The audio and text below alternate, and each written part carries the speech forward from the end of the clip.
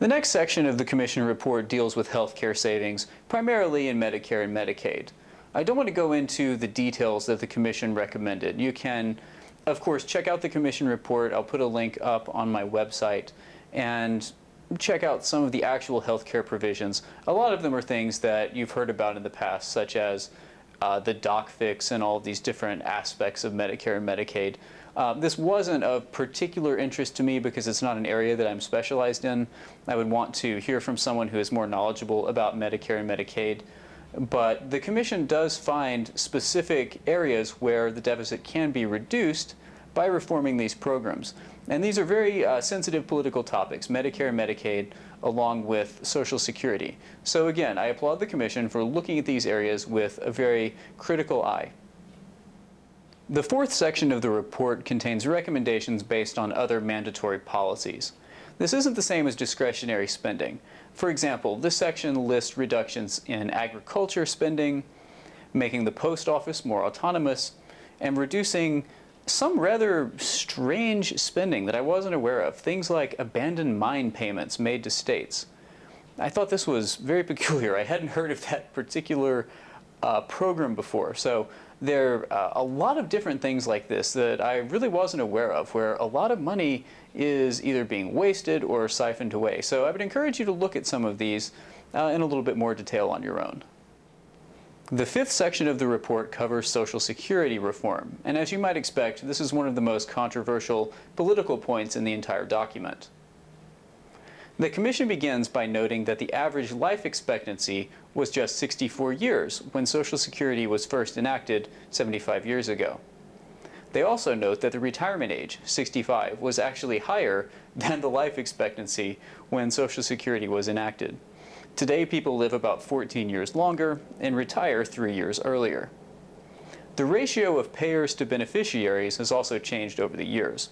In 1960, there were 16 people paying into the Social Security Fund for every one person receiving benefits.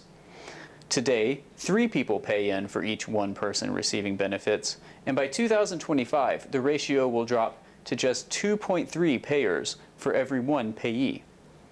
The Commission believes that the trust fund will be fully drawn down to exhaustion by just 2037.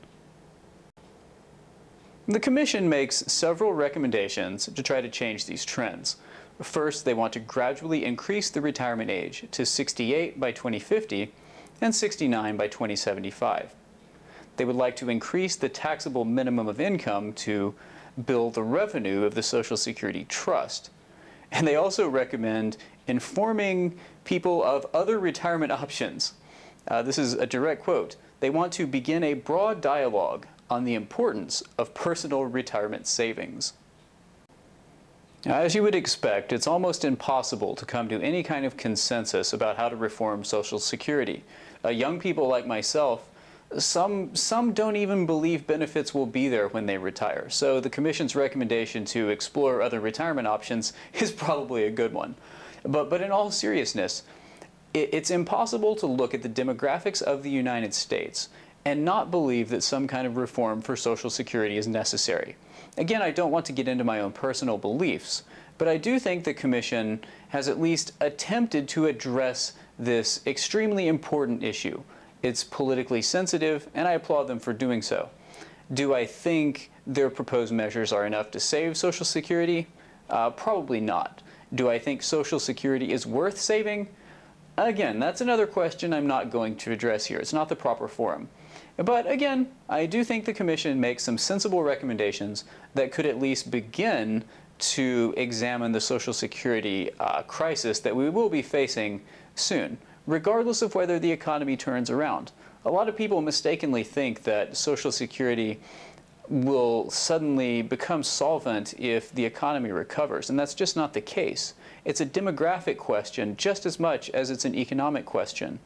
So I applaud the Commission for looking at this very critically.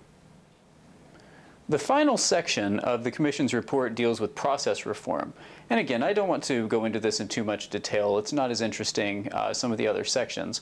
But it makes some unique recommendations. For example, one of the process reforms the Commission would like to see is an automatic process by which unemployment benefits could be extended in times of crisis.